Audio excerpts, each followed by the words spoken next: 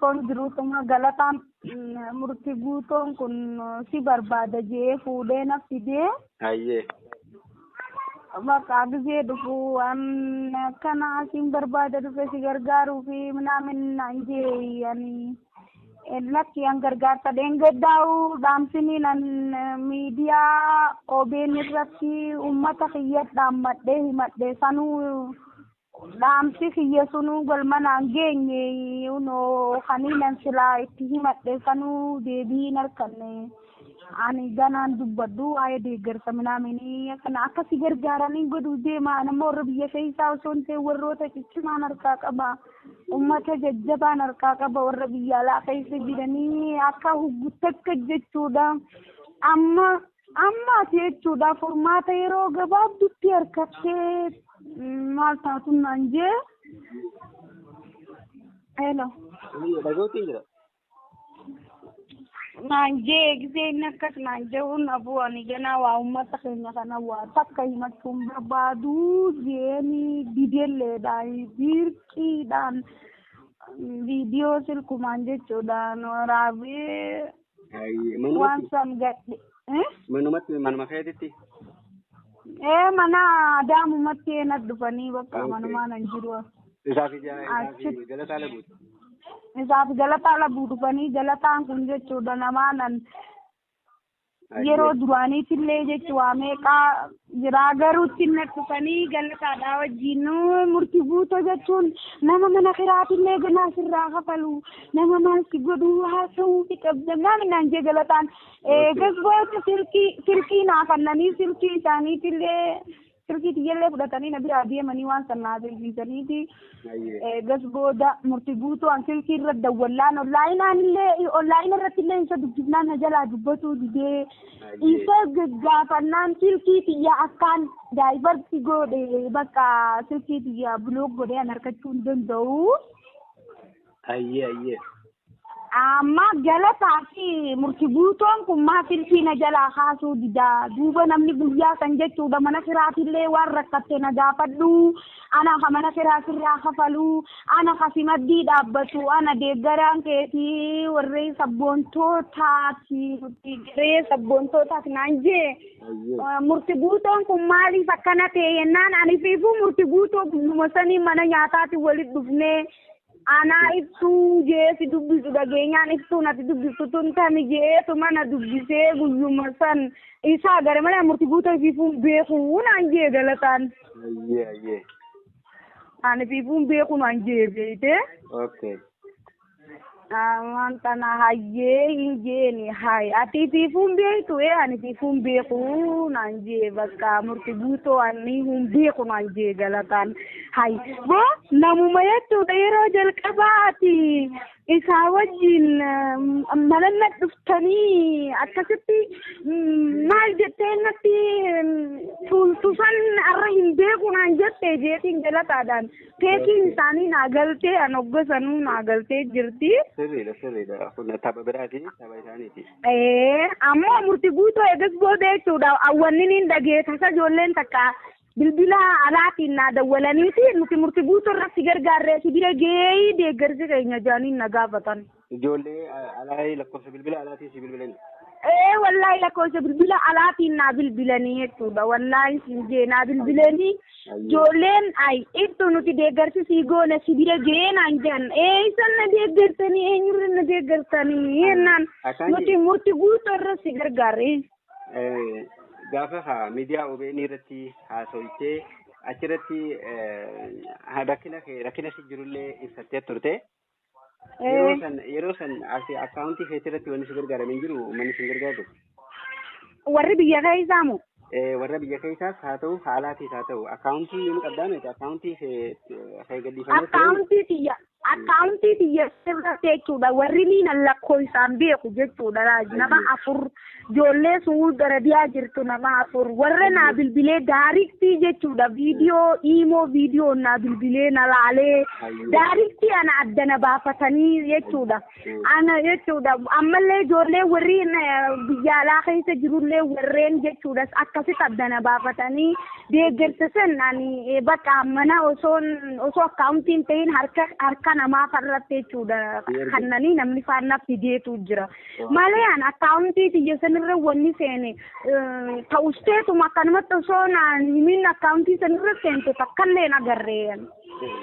Akkaawuntiin ta'e eenyutu gadhiise ture akkaawuntii ta'e footoo ta'e wajjin akkaawuntii ta'e ishii dhugaadhaa sana eenyu gadhiise? Akkaawuntii xiyya sana amma hiraadhattiin kan gaazexeessaa OBN sana. Gaazexeessaa OBNitti kan ta'e jechuudha. Ani isattiin kanneen nama birootiin miti. Inni san mataa isaatiif poosti godhee ture?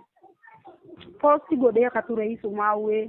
Hayyee. Facebook biyya kanuma isaatiin poosti godhee yeroo jalqabaa isumaa gadhiisee. Okay. San booda akkaawuntii san irratti waan seeneen agarree jechuudha. Namoota siffidan fa'aa malee alarraa fi.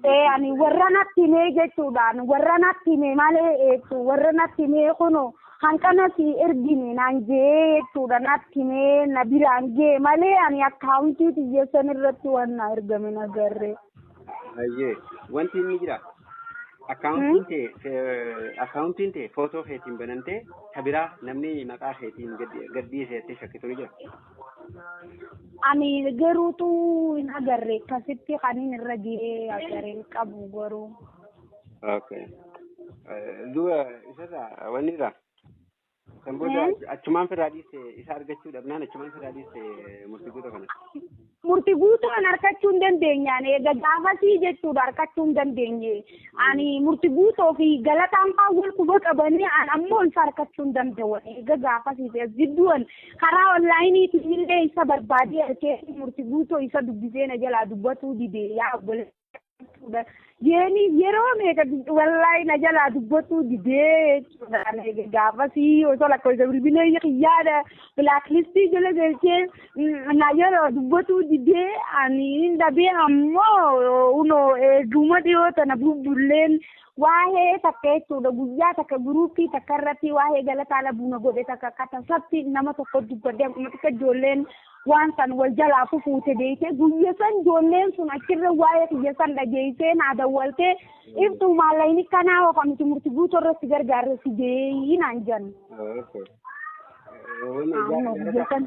Galataa dhabuudatti maaliif wanti waa'ee isaatiif haasa'ame waa'ee sirbaa sagalee teetiin wanti ta'e tokkos hin dhagee maaliif oomisha? Galataa yeroo jalqabaatiif dhaabinni wajjin wallisne beeyte wallumaan wajjin wallise san jechuudhaan osoo dalagu jiru jidduudha qarshiin harka dhumte audiyoo jechuudha gizee jalqabaa gizee nasee ka'ee jechuudha guyyuma murtii guutuu wajjin naffitee dhufe san guyya sanuwaan karaan deemu jira guyya san na jala deemee Adaamaarraa Finfinnee hojii dhayne yeroo dhaynu sagalee naaseeni ayaan geeni sagalee gizee naaseenu ani qarshiin audiyoo gizeen kabalee fixu duraan ormi sunillee warri laga xaafoo irra tokko hoggaa miidiyaa sanirra na harkanni gaddinee ibsu ispoonsarasii ta'uu barbaanne si gargaarra audiyoo si hojjanna viidiyoolee si hojjanna naan jaaniin na kijibanii karaa sirbaa sanin na deebisanii gizee na beekee abdii isaanii dhaqu. Waan akka galataan faan jechuudha ibsuun maallaqa warra Ameerikaatu qabdii maallaqa ni qabdi jedhanii warri duraan abshiirnaan jeemdinaaf garagalee. Eenyuun akkas godhe eenyuutu isaan gaafatee namoota si gargaaruu barbaadantu isaan gaafatee isaan immoo maallaqa Ameerikaa qabdii jedhanii haasawaniifi. Warruma viidiyoo ka duraan jechuudha naa bilbilee si gargaara naan jechuu tureetu. Okay. Anaaf galataan kun wajjin dhayne beeytee hogga galataa hojii yeroo dhaynu jechuudha galataan sagalee sirbaa takka naa kentaa ana jalaa qabdeeniti wajjin dhayne yeroo wajjin dhaynu ani immoo mucaan kun yeroo hedduu atiiftuu nama na dura beekamtee si hojii sirbuun fedha ani beekamtii kan harkadhu minaamin jee hawwii qaba ture hayyee mee hawwii qabdu kanaafuu ati jechuudha hamilee teetiif atin hojii sirbiyan ammoo jechuudha akka inni beekamuun barbaadee isaaf yaadeetiin nan isa barbaadee osoo ijoolleen na wajjin qabuu dandeessu meeqa jirtuutiin ani mikka beekamu kana dura jechuudha garuu waa meeqan irratti illee dhagee iraa garuu waa hedduun dubbaddu Abdallaa keenya garuu ijoolleen keenya guutuun sirriirra hin jirtu anfaan maqaa kiyya kanaan daldaluu ni turan durirraa eegalee jechuudha. Wannummaan kun anas ta'ee jechuudha maqaa Oromootiin jechuudha uummata keenyaatiin abbaan itti banqabne tooftaa uummatanii jechuudha. Ani fa'aa wallahi billahi durirraa eegalee jechuudha. Maqaa kiyyaan wallahi qarshiin ergamtee kana dura jirti turte waggaa 4 dura jechuudha. Wallahi waggaa 3 dura 4 ni saabaka. Irratti ergamti namoonni ergamsan nama silaa irratti ergamsaniin abalu gargaaruu barbaanne akkaawuntii osoo miidiyaa san irratti hin bahin dura ture osoo ooyiruu keessa jechuudha ooyiruu keessan akkanillee ooyiruu warra keenyaa takka keessaan akkana jallisii bishaan gizee jimaa ubaasan kana iddoo jimaa keessa dhaqee warra kiyyaa wajjin jimaa keessa anaaf ijoolleen tiyya akkanas bakka achi xaa jala gizeen jiru ijoolleen keenya gizee ijoolleen tiyya kana dhoqqeedhaan taphattu takka dhufanii naqaasanii barkaa miskiina addaa tana na fakkeessanii naqaasanii jechuudha. Ayyee. Footoo san uummataaf erganii haasawaa kiyyas erganiiti jechuudha. Ibtuun akkaawuntii fi eenyummaa hin qabdu maallaqa waan irratti erganiif jedhanii akkaawuntii isaanii irratti ergisiisanii jechuudha. Wallaahi ana qarshiin 2,000 faa 3,000 faa na fidanii qarshii meeqaaf ergame abbaa doolaara 600 erga jee abbaa doolaara 200 erganaan jee doolaara 100 takkan see erge ijoolleen Awurooppaa keessa jirtu ta Kanaadaa jirtu ta Ameerikaa keessa jirtu ijoolleen nan gargaarin hin jirtu hangaafasiis maqaa kiyyaan jechuudha garuu wallaahi bakka na jibbisiisee jira dubbachuullee hin jibbe garuu hedduu na dabbare wallaahi. Namni kun hundi akka tokkotti yaadu waa'een kee hedduu garaa nama raasaa haa ta'u isaantu ammas caalaa isaantu miidhamudha silaa sammuun isaanii yaaddee waan akkanaa hin hojjetanii isaanuu nama yaaddeessan. Akka gabaawwan beektanan jeeni. Gocha fokkotaa akkanaa irratti raawwachuu isaanii fokkina sammuu isaaniiti kun haa ta'u amma nutis namoota akkasii jala deemnee eenyummaa isaanii kana sirriitti barree uummataa fi isaan wal barsiisuudha qabna. Eenyummaa isaanii dhugaatii fi isaan wal barsiisuudha qabna. Namoota saamichaaf bobba'anidha. Namoota jechuun sammuun isaanii akka malee yaadduudha. Ati ammoo hundaafuu aartistii teenya qaaliidha. Nama nuti akkaan jaalannudha. Rabbiin umrii ishee dheeressu malee nutis hanga danda'ame takkatti gargaaruudhaaf illee yaalii ni goona. Ammoo dhugaa jirtu wanni guddaan dhugaa jirtu galuudha. Dhugaa jirtu kana barree namoota san akka nama biraatti illee hin dhayne namni kun waan hedduu takka balleessu jira waan hedduu takka irra dhaqqabnee jira. Amma keessaafuu murtii guutuu kana amma duraas maqaa dhalaatiin daldaluu ture maqaa michiyyoo takkitti Oromoo jaamtuun yuunivarsiitii Adaamaatiin baradha jee akkasitti daldalli osoo daldaluu irra dhaqqabamee ture.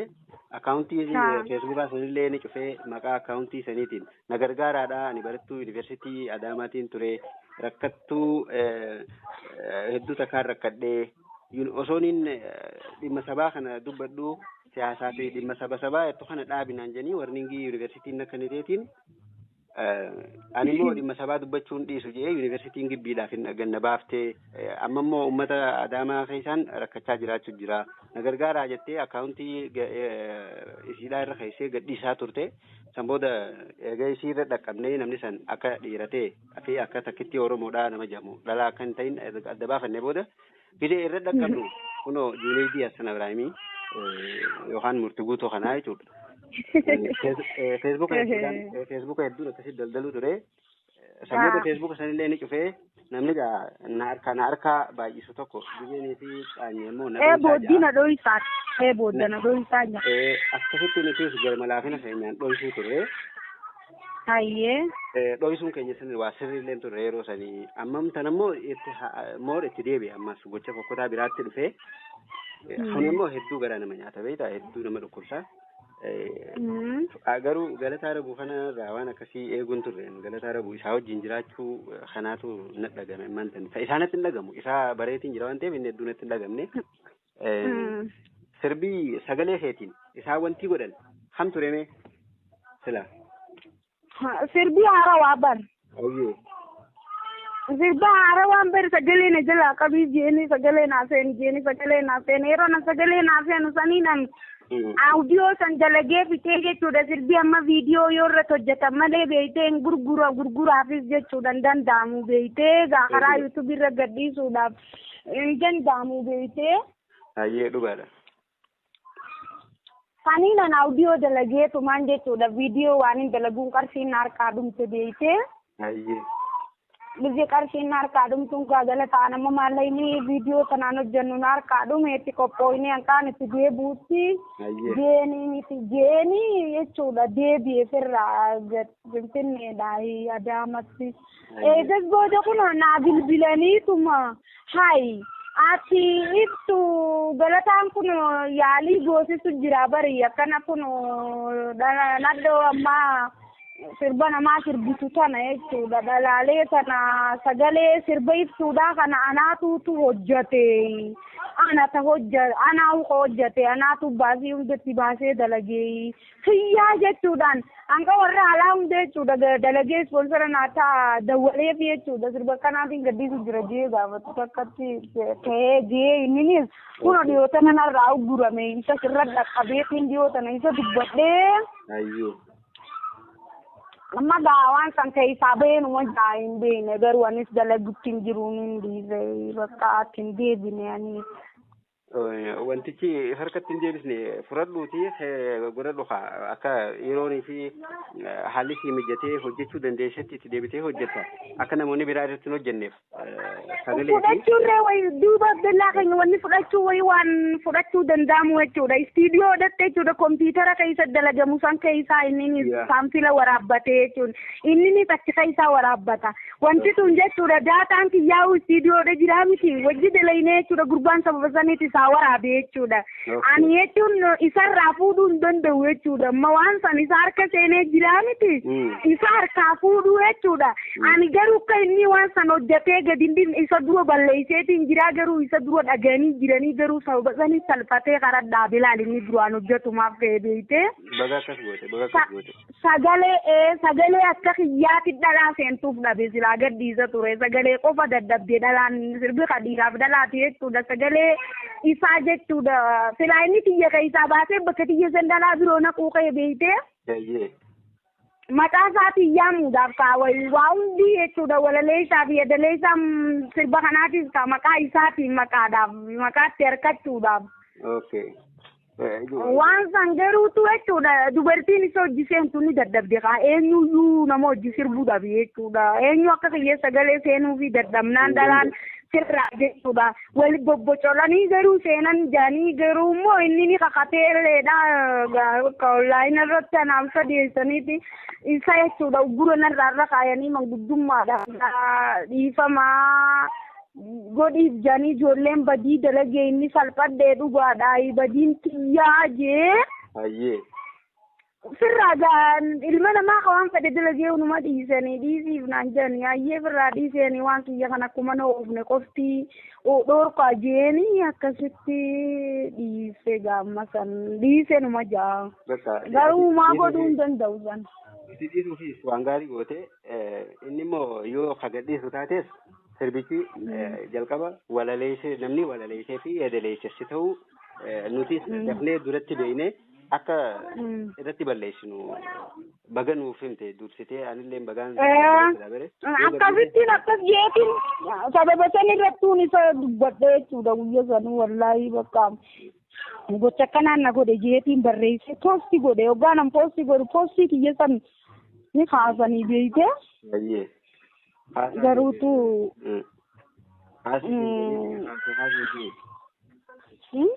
Posti sankasi akkasii siin jedhee kaasisanii. Bakki akkas janiin akkaasisiifne jechuun namoonni walii galteedhaan gamtaa yeroo mokkore warri kompiitara reevisiif kaasanii miti jechuudha warrummaan wanti dhaatiin warri wanta icha to'atu kun jechuudha. Namni riippoortii si godhe jechii atichi seetti fayyadamte san ka community standard irratti hate speech godhu yoo jiraate ni kaasu ofiif kaasan wata feesbuukaa. Warra feesbuukaatii kaasee bara akkas godhanii kaasan laala akkasitti kaafamte wanni sun waan akka gocha akkanaatti narra raawwatame jeetiin waan hedduu gaddisiisaa poosti godhe ijoollee waan san yeroodhaaf agarteetu wanni ati poosti goote haram kuttee maaltu kaasanaan jedhanii akkana kaafamuu fi ni beeyna jedhanii ijoolleen jechuudha waan san dhageesse ijoolleen ala jirtu hordoftee na gaafatteen bara akkana dhugumaan gocha san warri harkee buusan daddafee dubbise garaa nyaattee na gaafatan dawwalanii daariktii na gaafatan akkanaan jeeni an maqaa isaatiillee dirree baaseen himne ijoolleen duruu naqaatee akka inni kana dura qilleensa kan jiru sirba kanaatiin hojjedhe jee odeessuu ture beeytee. Booda deebisee akka mataa kiyyaa jechuu eegalee bakka. Namoonni biyya alaatiis haa ta'u biyya keessaattis bilbilanii murtii guutuu irratti barsi gargaarre siin jedhan san. Biyya keessaa namni dawwalee naan jeen jiru warra biyya keessaatti. Biyya alaati.